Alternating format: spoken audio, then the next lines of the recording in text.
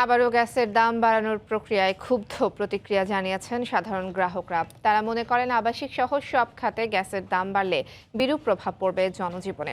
আর গ্যাসের দাম বাড়ানোর প্রক্রিয়াকে অযৌক্তিক উল্লেখ করে বিশেষজ্ঞরা বলছেন, গ্যাসের দাম না বাড়িয়ে বরং জ্বালানি খাতের অনিয়ম দুর্নীতি বন্ধের দিকে নজর দেওয়া উচিত।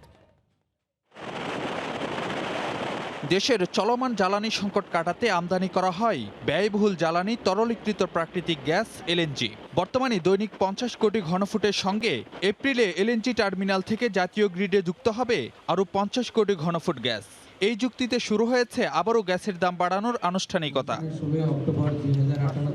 দাম বাড়াতে বিতরণ প্রতিষ্ঠানগুলোর আবেদনের উপর চলছে গণশুনানি, যেখানে আবাসিক সহ সব শ্রেণীর গ্রাহকের জন্য গ্যাসের দাম গড়ে 103% বাড়ানোর প্রস্তাব করা হয়। গ্যাসের সংকটের মধ্যেও আবারও দাম বাড়ানোর এই প্রক্রিয়ায় ক্ষুব্ধ সাধারণ মানুষ।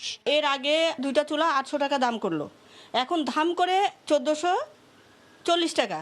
তো এটা হলে পরে আমরা কিভাবে চলবো? যারা ভাড়াইতে থাকে তাদের জন্য খুব ভয়াবহ অবস্থা হবে। আর বাড়িওয়ালা তার তো সমস্যা, ওই একটা কল দেখে সে বাড়ি ভাড়া বাড়াই দিবে। আমাদের তো বেতন বাড়বে না, আমাদের বেতন বাড়বে না, গ্যাসের দাম যদি বেড়ে যায় তাহলে সমস্যা হবে না। সব গ্যাসের দাম যদি সরকার বাড়ায় তো আমাদের সম্পূর্ণ গাড়ি ভাড়াও বাড়াইতে হইব। গ্যাসের দাম বাড়ায় তো আমরা গরিব মানুষ কি করি চলবো, কি করি খাইবো? গ্যাসের সাথে সব কিছু সংযুক্ত, তাই না? মনে করেন যে আপনার যে বাড়িওয়ালারা বাসা ভাড়া বাড়াই দেয়, তারপরে মনে করেন দ্রব্যমূল্য বাড়ি যায়। বর্তমানে গ্যাসের দাম বাড়ানোর যৌক্তিকতা নিয়ে প্রশ্ন তুলে বিশেষজ্ঞরা বলছেন, সাধারণ মানুষের উপর গ্যাসের বাড়তি দামের বোঝা না চাপিয়ে জ্বালানি খাতের দুর্নীতি বন্ধের ওপর নীতি নির্ধারকদের জোর দিতে হবে। সিস্টেম স্টেবিলাইজ না হওয়া পর্যন্ত তিতাসের গ্যাস মূল্য বৃদ্ধির কোনো যৌক্তিকতা খুঁজে পাই না।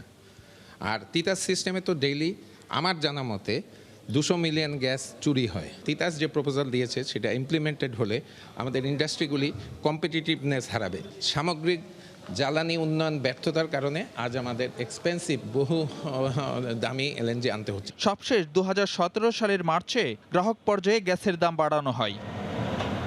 ফারুক ভূঁইয়া, রবিন, সময় সংবাদ, ঢাকা।